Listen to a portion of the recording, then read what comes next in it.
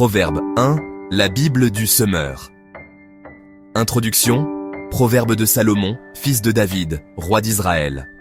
Ils ont pour but d'enseigner aux hommes la sagesse et de les éduquer, pour qu'ils comprennent les paroles prononcées avec intelligence, et qu'ils reçoivent une éducation réfléchie en vue d'être justes, de vivre selon le droit et dans la droiture. Ces proverbes donneront aux gens sans expérience le bon sens et aux jeunes de la connaissance et du jugement.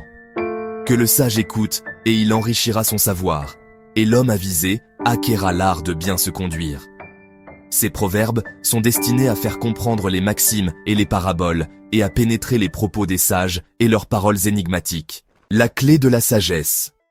C'est par la crainte de l'Éternel que commence la connaissance. Mépriser la sagesse et l'éducation, c'est être un insensé. La vie selon la sagesse. Se garder de mauvaises fréquentations. Mon fils, sois attentif à l'éducation que tu reçois de ton père, et ne néglige pas l'instruction de ta mère, car elles seront comme une belle couronne sur ta tête, et comme des colliers à ton cou.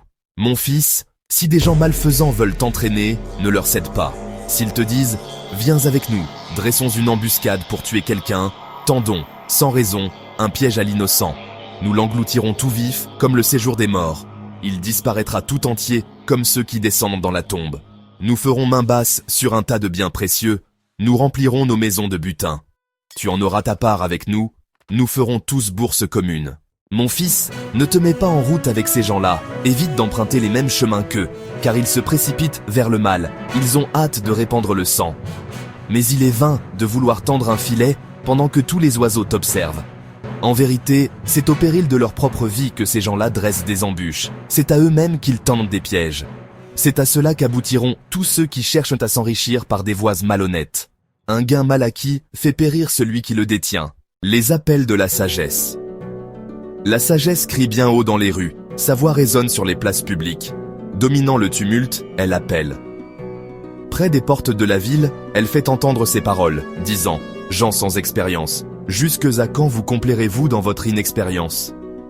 Et vous, moqueurs, jusqu'à quand prendrez-vous plaisir à vous moquer ? Et vous, insensés, jusqu'à quand détesterez-vous la connaissance ? Écoutez mes avertissements, voici.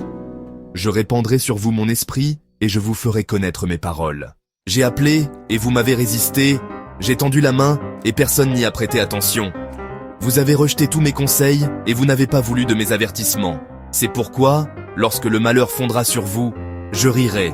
Quand la terreur vous saisira, je me moquerai. Quand l'épouvante, comme une tempête, viendra sur vous, que le malheur fondra sur vous comme un ouragan, et que la détresse et l'angoisse vous assailliront, alors ils m'appelleront, mais je ne répondrai pas. Ils me chercheront, mais ne me trouveront pas, puisqu'ils ont détesté la connaissance et qu'ils n'ont pas choisi de craindre l'Éternel, qu'ils n'ont pas voulu de mes conseils et qu'ils ont dédaigné tous mes avertissements, eh bien, ils récolteront les fruits de leur conduite, et ils se répéteront jusqu'à ce qu'ils en aient plus qu'assez de leurs propres projets. Car la présomption des gens inexpérimentés causera leur mort, et l'assurance des insensés les perdra.